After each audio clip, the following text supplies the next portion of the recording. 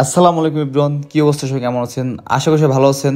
আজকে মূলত ভিডিওটি অন করেছি যে কারণে, সেটা হলো এই শাহিন ভাই অ্যান্ড পাপ্পু ভাই আমার জন্য ওয়েট করতেছিল, কারণ তারা আমাকে ইনভাইট করেছিল। আর ইনভাইট করার পিছনে একটা কারণ, সেটা হলো আপনারা অনেকেই জানেন যে আমি চাকরির সুবাদে দয়ারামপুর 5 বছর ধরে আছি। আবার অনেকেই জানেন যে আমি দয়ারামপুরের বাসিন্দা। আসলে আমি দয়ারামপুরের বাসিন্দা না, আমার বাসা গোপালগঞ্জ। আর রিসেন্টলি আমার দয়ারামপুর ক্যান্টনমেন্ট থেকে ঢাকা ক্যান্টনমেন্টে পোস্টিং হয়েছে, যেই কারণে শাহিন ভাই অ্যান্ড পাপ্পু ভাই আমাকে ফেয়ারওয়েল পার্টি দেওয়ার জন্য ইনভাইট করেছে। এই হলো আমাদের বড় ভাই শাহিন ভাই। শাহিন ভাইয়ের সাথে মোটামুটি 19 সালে আমি যখন ফার্স্ট দয়ারামপুর আসছি, প্রথম দিন থেকে ভাইয়ের সাথে আমার সম্পর্ক। তো ভাই ইদানিং বিয়ে করে আমাকে আমার সাথে আর নেই। ভাই এত কিছু দরকার কি ছিল শাহিন ভাই, পাপ্পু ভাই? তোমার farewell party only on Mehedi junior দয়ারামপুরের কাজ।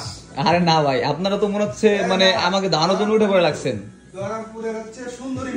আমরা চাচ্ছি মেহেদি থেকে আমাদের দয়ারামপুরটা একটু তাড়াতাড়ি মুক্ত হোক, এজন্য তাকে খুব ইনস্ট্যান্ট আমরা একটা এখানে পার্টি দিয়ে ফেয়ারওয়েল পার্টিতে তোমাকে বিদায় দিতে। আমি তো আবার আসবো জামাই রূপে।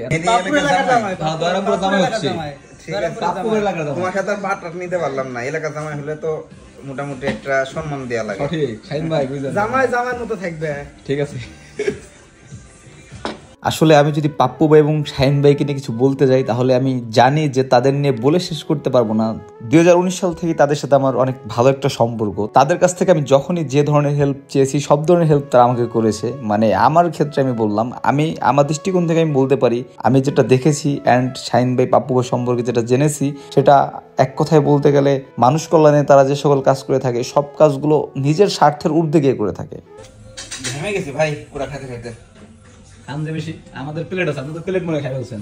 শাহিন ভাই আমাদের প্লেট শুদ্ধ খেয়ে ফেলেছে। কোক খাচ্ছি, আমাদের প্লেট চামচটা খাইতে পারে না, দেখে পড়ে গেছে। এটা কোক খাবো। কোকের মতো আমি সেভেন এইটা খাবো।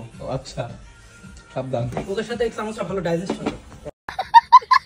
তবে আমাদের ফেয়ারওয়েল পার্টিটা আজকে কেন জানি অসম্পূর্ণ থেকে গেল। মেহেদির পাশে যদি যদি ভাবি থাকতো তাহলে আমাদের ভাবি, ও আচ্ছা, আর ভাবি থাকলে আমাদের ভাবিগুলো নিয়ে আসতে পারতাম ইনশাআল্লাহ। Next time. আর আপনাদের ধন্যবাদ ভাই, এত কিছু করার দরকার ছিল না, করছেন, ভালো হয়েছে, খাওয়া যাবে, যাই হোক, ব্যাপার না। তাহলে কি নিয়ে চলে যাবো? না, নিয়ে না, থাক। সত্যি শাহিন ভাই এবং পাপ্পু ভাই খুবই ভালো মনের মানুষ। তারা আমাকে যাবার সময়টাও ঋণী করে দিল।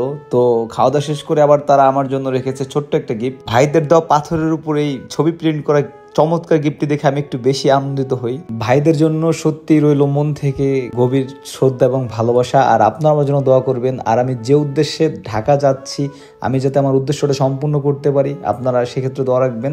আর দয়ারামপুরবাসীর জন্য একটা কথা, সেটা হলো চাকরির সুবাদে যদি দয়ারামপুর এসেছি, বাট দয়ারামপুরে আমি যাদের সাথে মিশছি তারা কখনো আমাকে বাইরের ছেলে মনে করেননি।